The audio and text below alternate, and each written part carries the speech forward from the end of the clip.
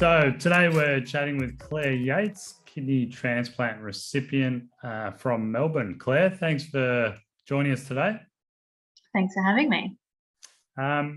Claire, I just thought we'd start with a bit of your backstory. If you could share that with us, that'd be great. Yeah, so I was pretty lucky in that a bit dissimilar to most people, I actually wasn't unwell at all leading up to my transplant. So I only realised that there was something wrong with my kidneys through like a routine blood test. I went in for something completely unrelated just after I turned 18. And they said, oh, wow, your creatinine's really high. And then I went to the doctors and about a month later and they said, oh, you're actually going to need a new transplant by Christmas, which was about 6 months away at the time. So I was in complete shock. I had absolutely no idea. I was basically in perfect health, or so I thought. My parents were like, oh, you're getting pretty tired and you're a bit run down, but that was it. So as soon as I found out that I needed the transplant, they put me on a bunch of medications, which actually made me feel a lot worse.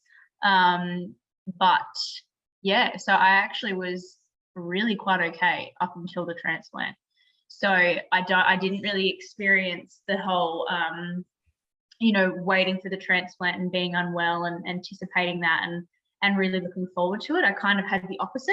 I kind of felt I was quite angry about it and I didn't understand why I needed it because I felt completely fine. But yeah, so they just sort of stopped growing.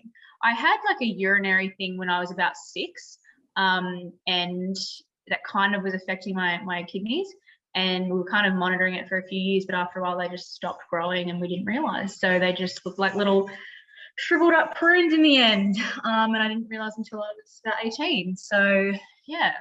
That's crazy. So to not even just one day out of the blue, you're going in for a blood test and to find out. Yep. So how quickly was it post blood test to them telling you, look, you need a transplant? 6 weeks. Yeah, wow. Yeah, that is that's a shock. How did you mentally cope with it at the time, because you're so young?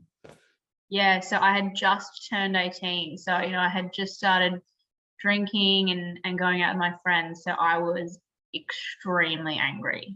I was so angry about it. I was really upset, but I responded it was a bit weird, and I'm a little bit the same now. I just didn't want anyone to know. I didn't want to tell anyone. I didn't want to make a big deal out of it. I kind of was almost just rejecting it and thinking, if I don't talk about it and no one asks me anything, it's like not really happening and I can just pretend that it's not happening. Yeah. So I remember I just didn't want it to happen because I felt like I just turned 18 and I felt fine within myself. And so I was angry that someone was now telling me, oh, you're actually going to need a major surgery and your life's going to change forever and you're going to be on this medication and all of these things are going to change. And I was just so mad because I felt completely fine. So that was really upsetting. Yeah. So was there a part of you that just I don't want to do it at all? Like, just let me continue? Yes, there was. But unfortunately, and for the best, I lived with my parents at the time, so that wasn't going to happen.